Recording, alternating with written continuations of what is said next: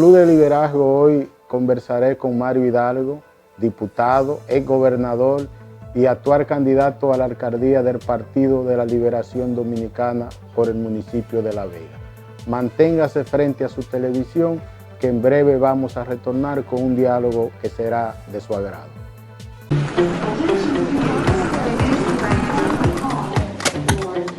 Ay, no notifiqué la tarjeta. Por favor, quiero notificar mi tarjeta porque me voy de viaje. Llamando al centro de contacto Banreservas, realiza tus solicitudes, consultas, reclamaciones y mucho más para que resuelvas a cualquier hora. Tu banco fuera del banco.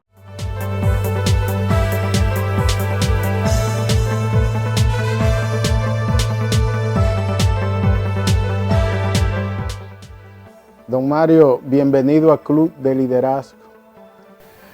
Gracias, Belarminio, por permitirme dirigirme a la amplia teleaudiencia que ustedes han logrado con este importante programa que viene a resaltar los jóvenes valores de nuestro país en el mundo de la política.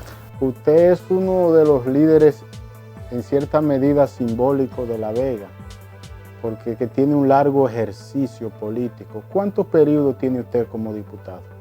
Yo primero fui gobernador 6 años, del 2004 al 2010. En el 10 yo gané mi primer periodo, que fue un sexenio, 2010-2016, y en el 16 volví y me presenté como candidato a diputado y también gané en ambas ocasiones. Llevo 10 años como legislador. ¿Cómo impactó a Mario Hidalgo el hecho de que el PLD en esta tierra natal de Juan Bosch perdiera la alcaldía en las elecciones del 2016? Un golpe traumático para nosotros como dirigentes políticos, porque realmente habíamos hecho un gran esfuerzo en el 2010 para lograr tener un alcalde PLDista, que no lo habíamos tenido desde el año 1990, cuando Euclides Sánchez salió electo síndico por La Vega, alcalde.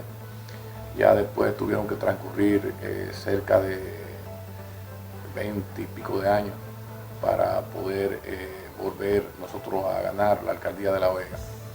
Y el hecho de que habíamos perdido la alcaldía, pues obviamente en términos dirigenciales nos afectó como partido político, y yo no fui la excepción. Yo creo que todos lo sentimos, pero eso nos ha obligado a relanzarnos, a retomar la lucha para recuperar lo que nosotros entendemos que nos pertenece. Nos pertenece porque somos el partido de mayor simpatía en el municipio cabecera, y que lo que teníamos que hacer era articular una candidatura viable que nos permitiera retomar ese objetivo. Y en esa andamos. Esa es la motivación fundamental que nos mueve en esta ocasión en pos de la sindicatura de La Vega. Pudiéramos decir, Mario, que en cierta medida ese hecho lo estimuló a usted a ser candidato a la alcaldía hoy. Sin lugar a duda. Te explico la cronología de cómo ha acontecido esto. Yo he sido el legislador más votado de la provincia de La Vega en ambas elecciones, en el 10 y en el 16. El día 26, 24 de junio, yo me inscribí el 26, yo fui llamado por el ministro de la Presidencia, José Ramón Peralta, y ese día yo me apersoné en el Palacio. Revisamos una serie de encuestas donde mostraban la valoración de los legisladores actuales de La Vega. En ese muestreo que él me presentó, eran varios muestreos, yo encabezaba de nuevo las preferencias electorales como diputado, y con un margen bastante amplio con respecto a la segunda persona que me seguía. O sea que yo tenía todas las posibilidades de reelegirme como diputado en esta ocasión, pero nosotros dejamos de lado eso, porque analizamos el escenario político del municipio cabecera de La Vega, y él me motivó para que yo pensara esa posibilidad. Pero lo dejaron a mi libre albedrío, producto de los números que yo tenía para repetir como diputado. Entonces finalmente decidí dejar de lado la diputación, la candidatura a diputado y lanzarme tras la alcaldía de La Vega. Yo sabiendo que es una tarea más difícil, que va a meritar un esfuerzo más intenso, pero tengo la motivación de lo que te planteaba anteriormente. Yo creo que el PLD en la cuna de Juan Bosch no puede ser derrotado 2 veces, siendo el partido que mayor simpatía acumula entre los municipios veganos. Y bueno, me presenté en las primarias ahora, el 6 de octubre, y bueno, el resultado ya lo sabemos, yo gané la nominación a la alcaldía de La Vega. En las encuestas que hicimos en La Vega, se vio desde un principio que la posibilidad del PLD ganarle al PRM era contigo. Entonces cuando José Ramón te llama, José Ramón inclusive hizo un gran esfuerzo en el 2016 para retener esta alcaldía. Para eso fue doloroso para él. Él quiere corregir eso. Pero en todos los estudios salía que tú eras la opción que tenía el PLD para competir con el PRM en la alcaldía. Pero a ti, Mario, se te cataloga, tú tienes una imagen aquí en La Vega de ser una persona respetable, una persona que ha llevado la política con altruismo, con decencia, con mucha prudencia, porque tú has tenido mucho poder y tú nunca lo has utilizado para atropellar. Me gustaría que tú le hables a los televidentes de ese estilo tuyo como líder vegano, que en cierta medida hoy te lleva a ser el candidato del PLD a la alcaldía, pero que también te pone en una perspectiva de crecimiento en el futuro. Yo antes de entrar a la política hice mucha vida a nivel clubístico, a nivel gremial, di clases en la universidad muchos años. Yo fui el decano de la Facultad de Medicina de UCATESI, de la Universidad Católica Tecnológica del Cibao. Presidí 2 veces la Asociación de Baloncesto de La Vega. Creamos el Torneo de Baloncesto Superior de La Vega. Lo iniciamos en 1993. Algo que se ha convertido en un símbolo nuestro, porque La Vega se ha convertido en la capital del baloncesto de la República Dominicana. Es el torneo más prestigioso que tiene. En la misma carrera de medicina de UCATESI, que nosotros también luchamos por construirla, se ha convertido en una de las escuelas de medicina de más prestigio en el país. Una vez yo haber recorrido todo un trayecto al margen de la política, decido que para yo poder seguir ayudando personas, para yo poder seguir teniendo un radio mayor de acción, tenía que dar el paso ya hacia el mundo de la política. Y lo hago imbuido por los ideales de Don Juan. O sea, yo creo mucho en la inclusión social, en las reivindicaciones sociales. Yo soy médico de profesión. Los médicos estamos dotados, en su gran mayoría, de una gran dosis de sensibilidad humana. Yo digo que los médicos tenemos una gran virtud y que nos ayuda mucho en el mundo de la política, que sabemos escuchar. Estamos acostumbrados a escuchar problemas, los problemas no nos agobian y eso es un plus cuando tú decides ingresar a la política.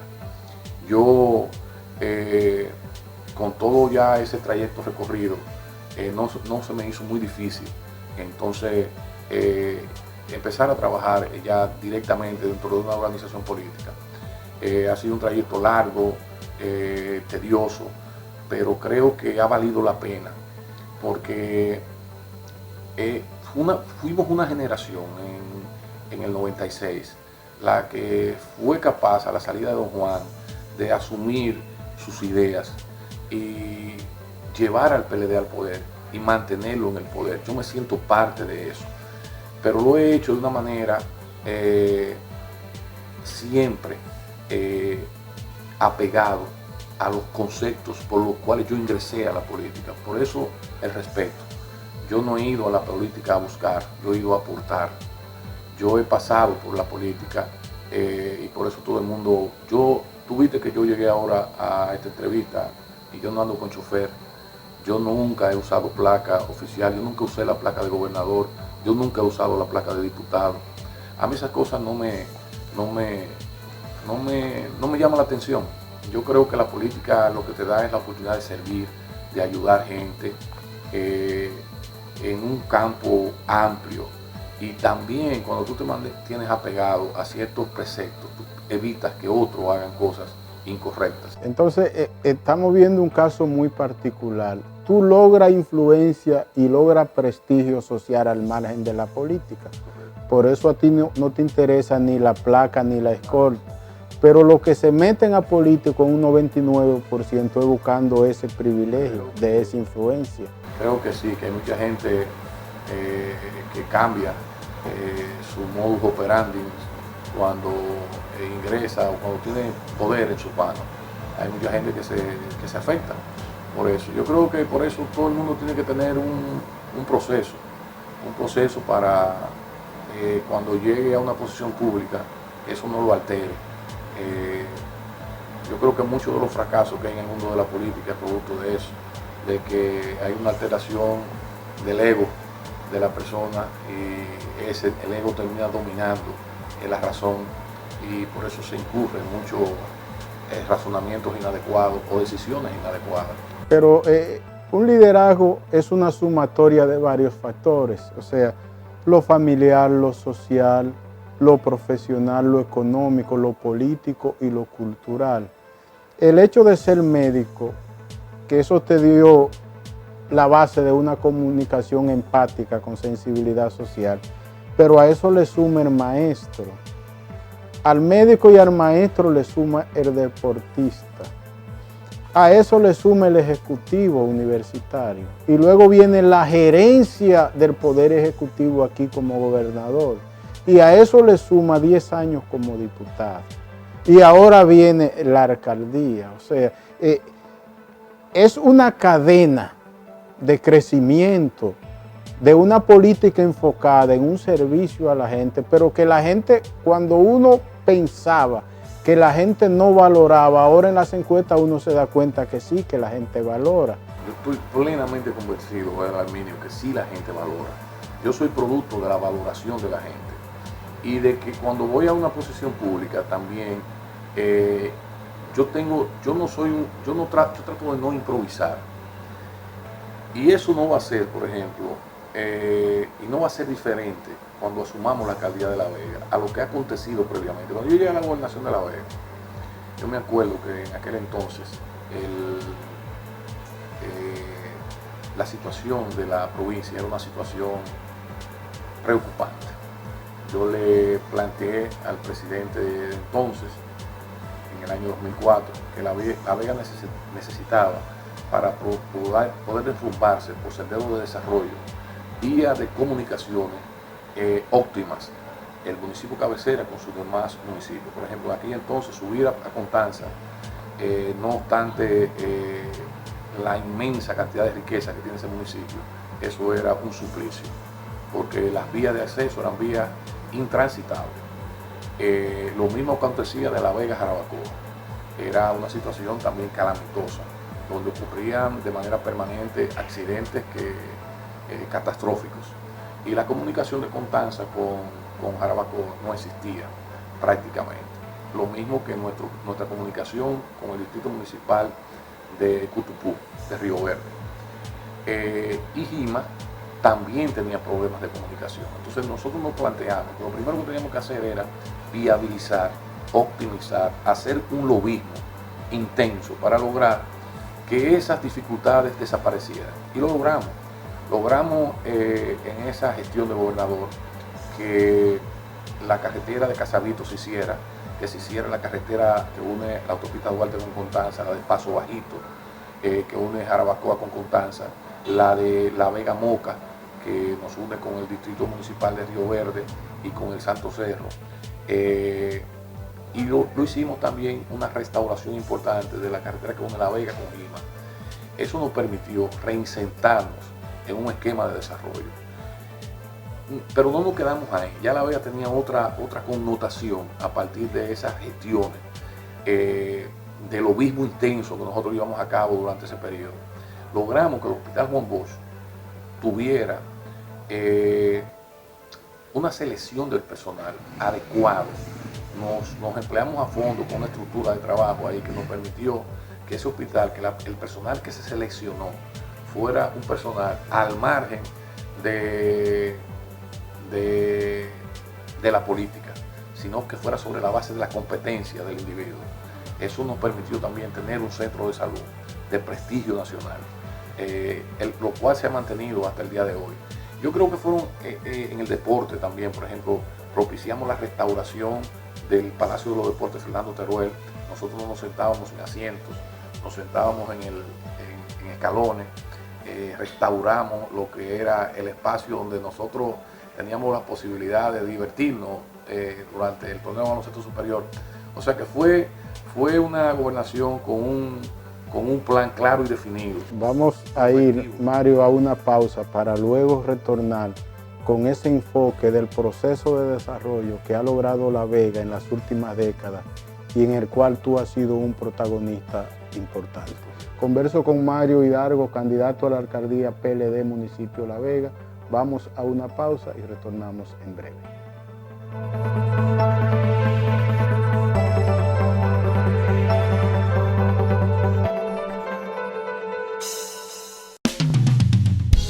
Desde el año 2012, el gobierno dominicano ha facilitado al sector privado el desarrollo de inversiones en el sector eléctrico nacional. En estos 6 años han entrado al sistema 810 megavatios de inversión privada, de los cuales el 53% es energía renovable. A esto se agrega el aporte adicional de hidroeléctricas y microhidroeléctricas y los 752 megavatios brutos que aportará Punta Catalina de inversión estatal para un total de 1.575 megavatios. Grandes avances que garantizan al país menos dependencia del petróleo y la reducción de los costos de generación. CDEE, iluminando en el presente para el futuro del país.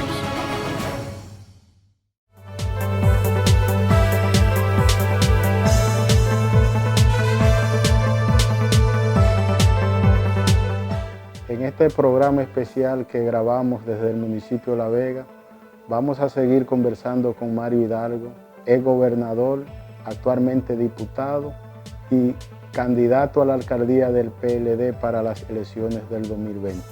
Mario, tú has sido un protagonista importante en lo que ha sido el desarrollo de La Vega en las últimas décadas. ¿Qué han hecho por La Vega los gobiernos del PLD? Todo. Sin lugar a dudas. Mira, aparte del desarrollo vial que te mencioné, la carretera de Casavito, la carretera de Paso Bajito que une Jarabacoa con Constanza, la carretera de Jarabacoa que une La Vega con Jarabacoa, el municipio cabecera, toda la red vial de la ciudad, de la provincia entera, se ha hecho durante los periodos de gobierno del Partido de la Liberación Dominicana. Y hemos culminado con la obra más importante desde la formación de la provincia de La Vega, que es la obra del Rillito. En la historia nuestra como ciudad no había habido una inversión tan importante en el orden social, en el orden de salubridad, en el orden medioambiental. Lo que el gobierno de Danilo Medina ha hecho con la obra del Rillito es de repercusiones inimaginables para una serie de ejes determinantes para nuestra provincia. Como te mencioné, ejes como medioambientales, de salubridad, de drogadicción. ¿Por qué? En el año 1948, si más bien no me equivoco, Trujillo despidió el río Camus. El río Camus en la década de los 40 pasaba por el centro de la ciudad de La Vega. Él hizo un dragado y construyó el actual cauce del río Camus. Pero ¿qué pasa? Que ese antiguo cauce se convirtió en un centro de viviendas de personas que migraban del campo a la ciudad, convirtiéndose en unos guetos de gente, de personas que vivían en niveles de pobreza. Con el paso de los años, todo lo que es el margen, el antiguo margen del río Camus, se convirtió en asiento de miles de casas de ciudadanos que vivían en condiciones realmente deplorables. Algo que nosotros no habíamos logrado superar. La ciudad, el casco urbano de la ciudad estaba dividido en dos partes, con esa marca indeleble en el centro de la ciudad. Nadie había asumido la responsabilidad de eliminar la existencia de ese nicho de pobreza vergonzoso para todos nosotros los veganos que existía ahí. El presidente Danilo Medina y el ministro de la Presidencia, José Ramón Peralta, decidieron asumir un proyecto de inclusión social donde ese antiguo cauce se iba a encajonar y sobre ese cauce se iba a hacer una gran avenida.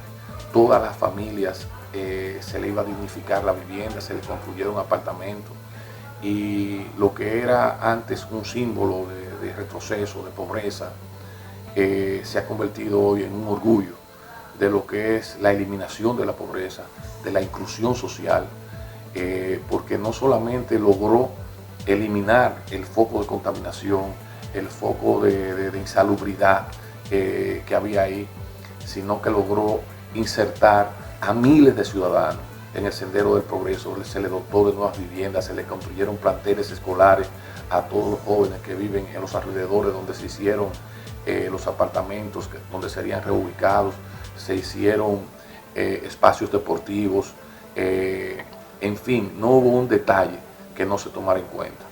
Yo creo que eso ha venido a redondear una hermosa ciudad que ahora nos toca a nosotros seguir empujándola hacia adelante por senderos de desarrollo. Pero yo te puedo afirmar de manera categórica que los gobiernos del PLD para nosotros los municipios de La Vega han sido sinónimos de desarrollo, de avance en estos últimos 20 años.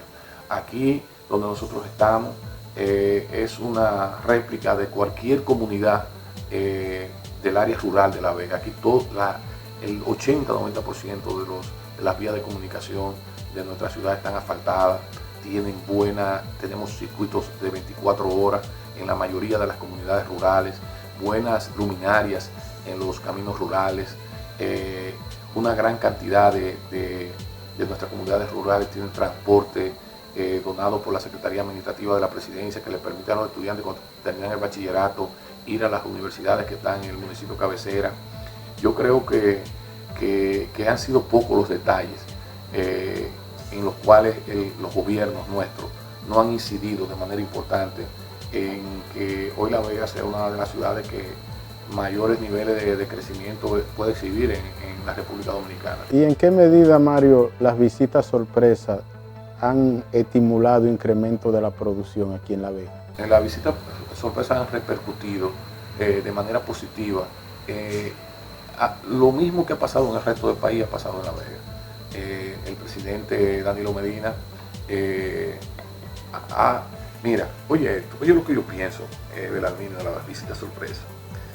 Si el presidente Danilo Medina no hubiese hecho las visitas sorpresa que ha hecho en este país, en los próximos años no era un rito, no era una barquita, no era ¿cómo se llama el asentamiento que está en Boca de Cachón? Eran uno en cada provincia que iba a tener que hacerse, porque las oleadas de migraciones campesinas hacia las ciudades, hacia los cascos urbanos, hubiese sido indetenible. Esas políticas que el presidente Medina ha llevado a cabo de visitas a los lugares más recónditos del país, dándole la posibilidad a los sectores rurales de poderse insertar por senderos de desarrollo, ha permitido que esa emigración hacia los cascos urbanos haya disminuido considerablemente, porque le ha permitido a la gente rural tener la posibilidad de producir, de mantenerse en el campo, de no abandonar su hábitat natural. Y eso ha tenido una repercusión sumamente positiva en lo que es el crecimiento de lo que es la producción agrícola. Yo soy de un campo, soy un productor agropecuario, y te puedo decir que lo que ha acontecido en estos últimos años en el campo dominicano, yo nací en el campo, me crié en el campo, uno de gente de padres productores agrícolas, y lo que ha acontecido en el campo en los últimos años, el gobierno de Danilo Medina, fundamentalmente, ha sido realmente maravilloso, empezando por el Banco Agrícola, por los niveles de tasa de interés que ha mantenido para los sectores agropecuarios, porque no solamente se ha incidido sobre la base de las visitas sorpresa, que son visitas dirigidas, las políticas agrarias han sido más amplias, y la posibilidad, la cantidad de recursos que el presidente Medina le ha dotado al Banco Agrícola ha permitido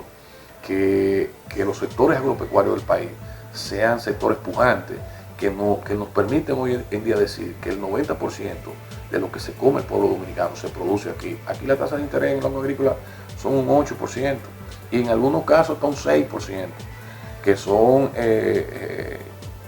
tasas sumamente manejables, y eso nos ha permitido realmente que el sector rural se mantenga dinámico, pujante, y con una disminución de la migración hacia los cascos urbanos importante, lo que evita que tengamos luego que hacer grandes inversiones como estas que te he mencionado, porque ahí que se van formando esos grandes guetos de miseria en las periferias de las grandes ciudades. Mario, y haber nacido en el campo, o sea, ¿es una ventaja o una desventaja para triunfar en política? 100%, yo creo que... Es una ventaja. Sí, sí. ¿Y por qué? Bueno, porque yo creo que primero nosotros, la gente de rurales, que tenemos un origen rural, hay una serie de valores que son muy acentuados en nosotros.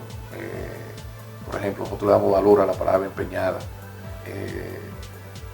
Es algo que yo creo que nos distingue, porque a mí, por ejemplo, me preocupa mucho quedar mal. Yo trato de cumplir cuando me comprometo con la gente, y creo que eso lo aprendí con mis abuelos, con mis padres en el campo, que eran gente de una resiedumbre moral a toda prueba, y le daban tanto valor a eso que lo transmitieron a su descendencia. Y lo que veo lo que veía, por ejemplo, con amigos que después fui conociendo en el transcurso de mi vida en la ciudad, creo que esos valores no se cultivaban tanto en los citadinos como en los rurales.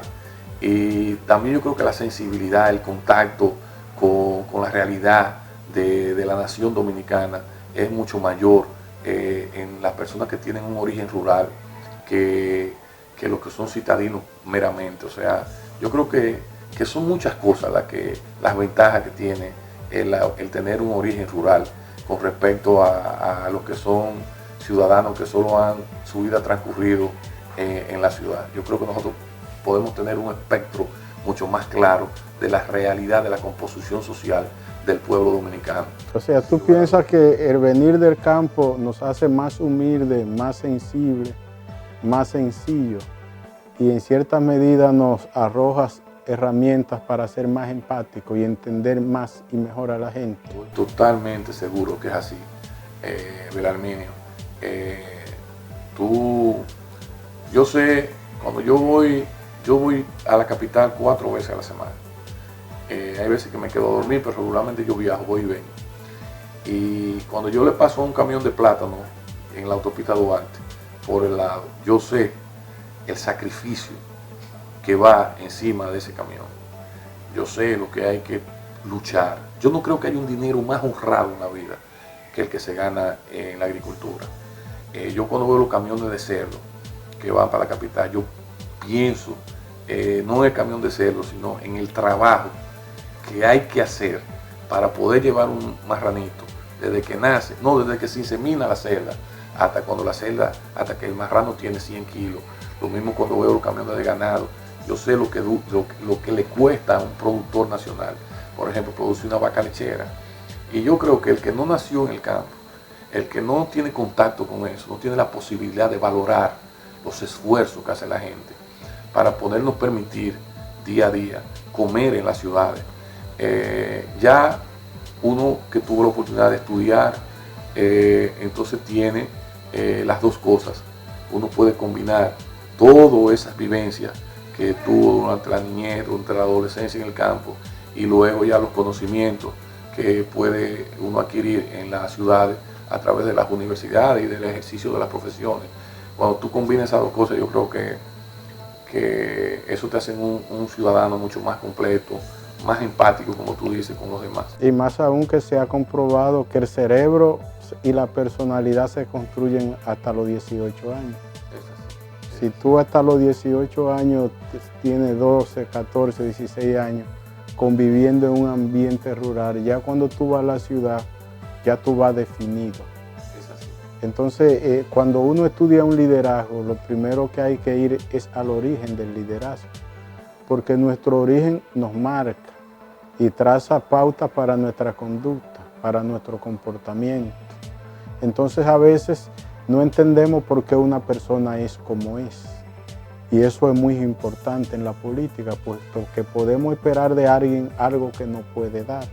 Entonces, esa empatía tuya tiene que ver, además de la profesión de médico, con el docente, con el ejecutivo universitario, tiene que ver con un origen campesino. Un proceso de socialización construido en la niñez, marcada por un pliego de valores heredados de padres y abuelos. ¿Qué tú crees que nosotros, el liderazgo político, debe hacer para construir un mejor mundo, mejores familias? Déjame decirte algo que creo que no podemos dejar de lado, que para mí fue determinante en mi vida y que hoy en día le agradezco enormemente. Fue mi paso por el deporte. ¿Cómo llego yo al deporte? Yo, producto de criarme aquí, donde estamos, porque mi casa materna, mi papá era un inmigrante, está a unos 200 metros de aquí. Y yo me pasaba todo el tiempo en el campo. Cuando tenía 12 años, yo estudiaba en la ciudad. Yo iba del campo a la ciudad a estudiar la escuela, al colegio en la ciudad. Y un día yo andaba en una chancleta y me pasaron una pelota de basquetbol. Yo soy un hombre alto, yo mido 6 pies 3 pulgadas. Yo era un niño criado en el campo, aquí en ese río que está ahí. Era un niño bien grandecito, diría yo. Y me pasaron una pelota, una persona que yo todavía le tengo un gran aprecio y lo quiero muchísimo. Se llama Antonio Evangelista. Y me pasa la pelota, la tiro en el aro y él me mira y me dice, este muchacho debe salir buen basquetbolista. Y me tiró otra vez la pelota y me invitó a jugar baloncesto. Me gustó el baloncesto. Mi papá me regaló una pelota y entonces empecé a driblear. Y al año siguiente me convierto en el minibásquet del año de la provincia de La Vega. En un torneo interclubes que hacen, me convierto en el minibásquet del año. Ahí ya entonces conozco a Fernando Teruel. Y ya Fernando Teruel termina de pulir ciertas habilidades que yo tenía. Pero a nosotros en La Vega, esos dirigentes emblemáticos, como Teruel, Antonio Evangelista y otros más, nos inculcaron tantas cosas importantes que me han servido de tanto en la vida, que por eso no quería dejarlo de decir. Ahí aprendí a competir, a nunca rendirme, a saber que nosotros en La Vega nos imbuían de que siempre podíamos ganar, de que no importa las circunstancias y el poderío que tenía el equipo a enfrentar, nosotros teníamos la potencia, la posibilidad de ganar.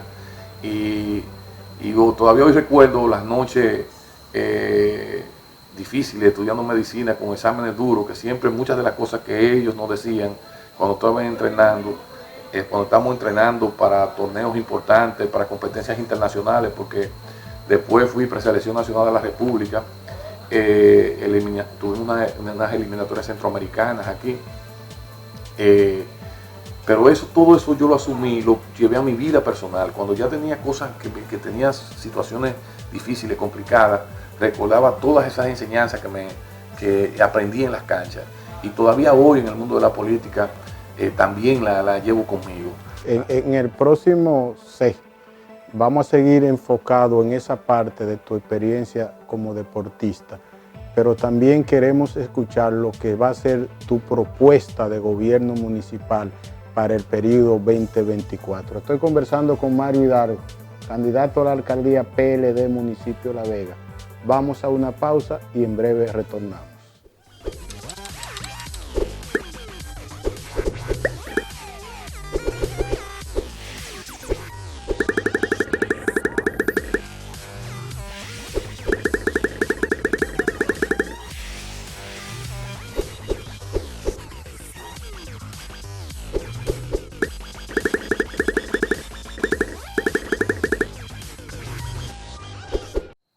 Continuamos con este programa especial de Club de Liderazgo desde el municipio de La Vega, conversando con don Mario Hidalgo, candidato a la alcaldía del PLD. Mario, nos gustaría saber, a grosso modo, cuáles van a ser las prioridades de usted como alcalde de La Vega. Bueno, nosotros estamos desarrollando un decálogo para nosotros enrumbar la provincia por senderos de desarrollo. Un decálogo que tiene que ver con diferentes ejes temáticos que nosotros consideramos sumamente importantes en una ciudad para poderla insertar en el mundo actual. Por ejemplo, el transporte, punto número 1. Nosotros estamos viviendo en una ciudad caótica en términos de transporte, sin la posibilidad de tener los ciudadanos un transporte digno. Usted tiene que entender que el municipio cabecera de La Vega es el tercer municipio más grande del país. Obviamente, cuando usted engloba el Distrito Nacional, la provincia de Santo Domingo, como una sola demarcación geopolítica, porque es un solo núcleo urbano. Yo sé que Santo Domingo Este, Santo Domingo Norte, el Distrito Nacional son municipios que tienen mayor dimensión que el nuestro, pero cuando usted engloba todo como uno, Santiago en segundo, el municipio cabecera de La Vega es el tercer municipio más grande del país.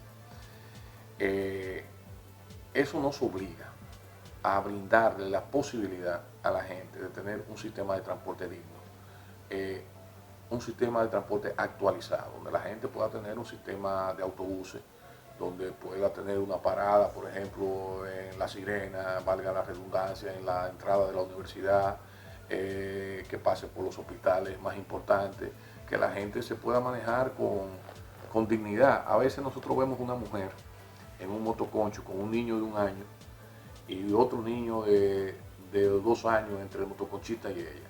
Y decimos, qué loca esa mujer con esos 2 niños. Oye, pero ¿qué nosotros le ofrecemos? ¿Cuál es la posibilidad tiene esa mujer de trasladarse, ya sea a una estancia infantil o ya sea a un hospital o ya sea un centro educativo? Nosotros tenemos que trabajar intensamente. Además, hay otro detalle. Nosotros somos la tercera ciudad con mayor índice de accidentes de motor en la República Dominicana.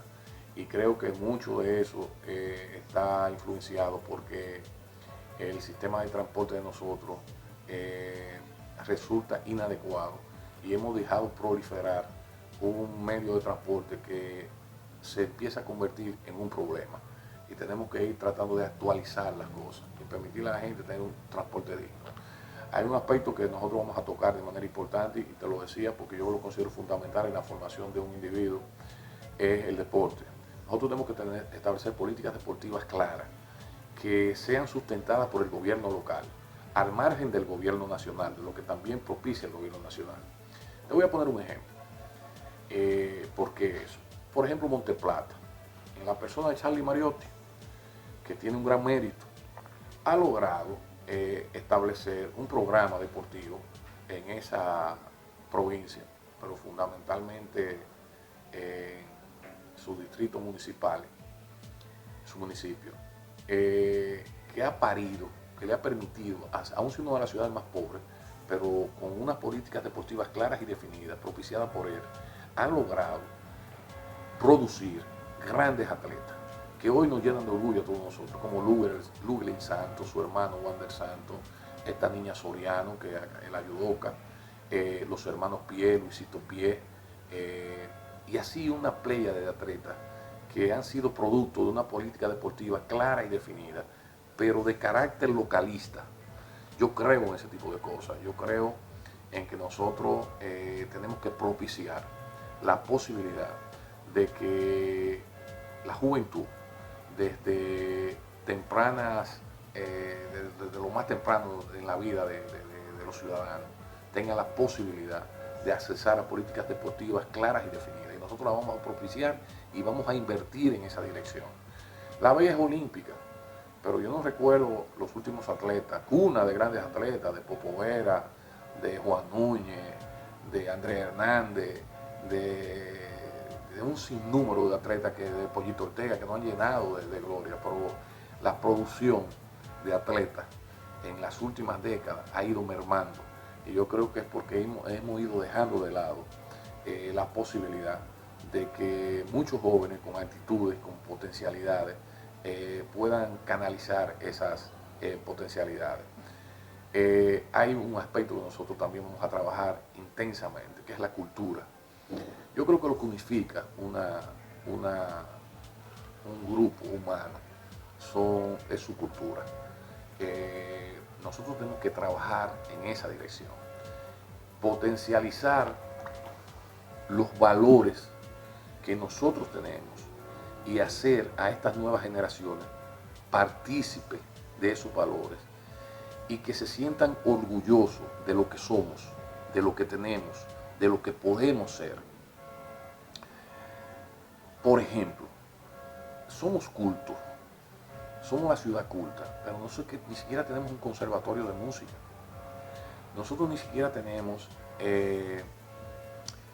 un taller donde los artesanos de La Vega, que son grandes artesanos, que propician cada año el evento cultural más poderoso de la República Dominicana, que es el Carnaval de La Vega, donde ellos muestran sus grandes habilidades artesanales, porque las caretas que hacen esos artesanos son realmente verdaderas obras de arte. Pero nosotros no hemos logrado ni siquiera comercializar ese aspecto cultural tan importante de nuestra provincia al margen del mes de febrero. Si un ciudadano X llega a La Vega hoy, no tiene un lugar, un espacio donde poder, hemos hecho un museo, pero no me refiero a eso, donde adquirir, como tú lo haces en otros países cuando viajas, lo que son los elementos culturales que identifican esa nación o ese lugar X donde tú vas. Yo creo que nosotros tenemos que trabajar en esa dirección, darle la posibilidad a los jóvenes de también desarrollar lo que son sus posibilidades en el ámbito de la cultura, que hoy en día no tenemos esas posibilidades. Nosotros ni siquiera una escuela de bellas artes tenemos en La Vega. Y vuelvo y te digo, y somos cultos. ¿Y tú piensas que haciendo una sincronización de esa visión de cultura, se puede incrementar el atractivo turístico de La Vega para el turismo interno? Que no tenemos que mover en esa dirección. Mira, yo acabo de venir a Moscú. Te voy a poner un ejemplo. Las ciudades, aquí tenemos un concepto distorsionado de lo que atrae a la gente. Si bien es cierto que las playas, el turismo de playa atrae mucha gente, también es importante saber que la cultura también atrae a historia, mucha gente. Tú vas a Moscú, por ejemplo, y te llevan a un busto de Dostoyevsky. Y ahí el guía que te está conduciendo te habla de Dostoyevsky. Pero te habla a ti, por ejemplo, nosotros, turistas del Caribe, pero le habla a turistas de Asia, de todas partes. Después te llevan a un busto de Carlos Marx y te hablan de Carlos Marx. Después te llevan a un busto de Stalin y te hablan de Stalin. Pero lo mismo ocurre en la ciudad más visitada del mundo, que es París. París no tiene playa y recibe 90 millones de ciudadanos al año. Roma no tiene playa y recibe una cantidad, cerca de 70 millones de ciudadanos al año. Entonces, ¿a dónde quiero llegar? La ciudad de La Vega es una ciudad de primicias. Por ejemplo, nosotros tenemos los vestigios de los que fueron la Vega Vieja, el asentamiento que en la colonia hicieron los españoles en La Vega, que fue destruido por un terremoto y de lo que solo queda la fortaleza vieja que está en Pueblo Viejo. Pero ahí están los vestigios de lo que fue un monasterio donde se bautizó el primer indio de América. La Vega tuvo el primer obispado del Nuevo Mundo con Pedro Beza. La Vega, por ejemplo, que son cosas, por ejemplo, yo me reuní con la Agencia de Cooperación Española, que ellos tienen la posibilidad de hacer una restauración, un símil de lo que era ese monasterio y de lo que eran unas panaderías de horno que habían ahí alrededor de ese monasterio. Yo creo que nosotros tenemos que recuperar todo eso.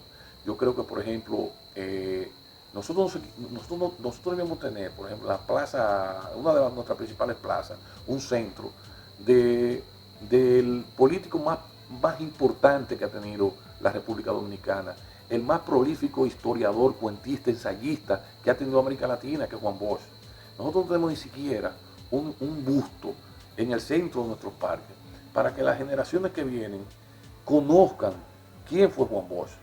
Pero te voy a poner otro ejemplo. Por ejemplo, nosotros no tenemos ni siquiera un busto de Duarte. Por ejemplo, tú vas estoy como Cuba ahora, una imagen de Pedro el Grande, que tú lo ves en un caballo inmenso, y ahí te hablan de Pedro el Grande, te dan de Pedro el Grande toda su historia. Porque los héroes históricos deben ser productos del turismo. Ahí te voy, eso lo promocionan y sobre esa base construyen una ruta que genera grandes recursos con la exposición de lo que son sus grandes hombres. Pero es evidente que tú tienes una visión para una Vega más allá de lo que está hoy. Pero 100%. Por ejemplo, yo te voy a poner un ejemplo. Por ejemplo, Duarte hizo una visita a La Vega que fue determinante en su periplo tratando de propiciar ganar adeptos en pos de la independencia de la República Dominicana. Esa visita fue una visita fundamental, importante, para La Vega y para el resto del país. Pero nosotros no tenemos, por ejemplo, qué bueno fuera, por ejemplo, lo hizo a caballo, fue a caballo, se alojó en la casa de las señoritas Villas, que fueron las que hicieron la primera bandera que se hizo en el Cibao, en el Parque Duarte de La Vega, después de la independencia. Qué bueno fuera que nosotros tuviéramos un busto de Duarte en un caballo y que nosotros, porque cuando yo veo, cuando salgo de viaje, que al lado mío también tú ves los niños, los adolescentes de esos países y la misma información que están recibiendo nosotros, que somos visitantes, la están recibiendo también esos jóvenes que están en formación en sus respectivos países. Entonces tú entiendes que no hay una información sobre La Vega para los dominicanos y para el mundo. No la hay. Nosotros tenemos que trabajar en construir esa posibilidad. Y yo estoy seguro que, y te lo digo, te voy a decir por qué yo creo que tenemos que trabajar en esa dirección. En un trabajo que estuvimos haciendo en la capital, un grupo de amigos, la persona que estaba orientándonos nos pidió que le mencionaran una razón por la que un ciudadano de cualquier parte del país quisiese trasladarse a La Vega que no fuera en el mes de febrero. Una razón, y no encontramos. Entonces nosotros tenemos que crear esas posibilidades de que la gente quiera ir a La Vega. Yo creo que nosotros tenemos tantas cosas que podemos resaltar, que pueden ser atractivas para el ciudadano, no solamente no del vegano, sino para el resto del país y del resto del mundo, pero tenemos que trabajar en esa dirección. Es un aspecto que yo me voy a encargar de trabajar y ya tenemos un plan claro y definido de cómo lo vamos a lograr y las movilizaciones que tenemos que hacer para poder orquestar eso, todas posibles, todas realizables. Nosotros tenemos que trabajar, hay un aspecto que vamos a trabajar intensamente, que es el reordenamiento vial del flujo vehicular, en todo lo que es el municipio, pero fundamentalmente en el polígono central, con lo que es la recuperación de todo lo que es el centro histórico de la ciudad, que tiene una riqueza arquitectónica incuestionable, poco valorada por la arrabalización que tiene todo el polígono central de la ciudad. Eso lo vamos a recuperar totalmente, y tú lo vas a ver Dios delante. Ya, Mario, al cierre de la entrevista, me gustaría saber tu percepción sobre lo que va a pasar aquí en La Vega, porque el alcalde del PLD se ha ido dentro de los seguidores de Leonel Fernández. ¿Tú no temes a que ellos puedan dividir el PLD aquí y que eso ponga en riesgo tu elección como alcalde? Mira, yo siento cada vez que voy a un proceso electoral que mucha gente, yo siempre siento que remo contra la corriente, que nada me ha sido fácil, que todo ha sido bajo lucha. Y cuando gano, la gente se pregunta, ¿y cómo es que gana? Y yo pienso que y se lo digo a mis compañeros, yo tengo un pequeño grupo que es el que trabaja a mi alrededor, que no somos muchos, somos 5 o 6 personas, que para tú lograr victoria tú tienes que tener un claro conocimiento de la realidad, de la composición del electorado, en términos de edades, en términos económicos, en una serie de aspectos que son determinantes a la hora de tú trabajar el elector. Yo creo que empezamos la entrevista, tú y yo tratamos hace un rato, que el porcentaje más importante del electorado actual es el millennials. El millennial es un ciudadano que no tiene mucho apego a las cosas, que los conceptos ideológicos no son la base fundamental de su accionar, que responde más bien a las posibilidades de si las políticas que se van a aplicar van a repercutir de manera positiva en su condición de vida o no, y si lo que tú le planteas es viable o no. Yo creo que esa es la base, y sobre esa base nosotros articulamos nuestra campaña, sobre la base de la posibilidad de potencializar las posibilidades del cambio de vida en esa persona, al margen de otras cosas. Al final siempre nos va bien, porque yo creo que eso es lo importante, y así va a ser ahora. Estoy seguro que ganaremos. Bueno, me gusta ese optimismo de Mario Hidalgo. Hemos llegado al final de esta entrevista y pronto vamos a estar aquí en La Vega, porque está en nuestra agenda ser uno de los asesores de esta candidatura para que salga con buen éxito en mayo del año próximo.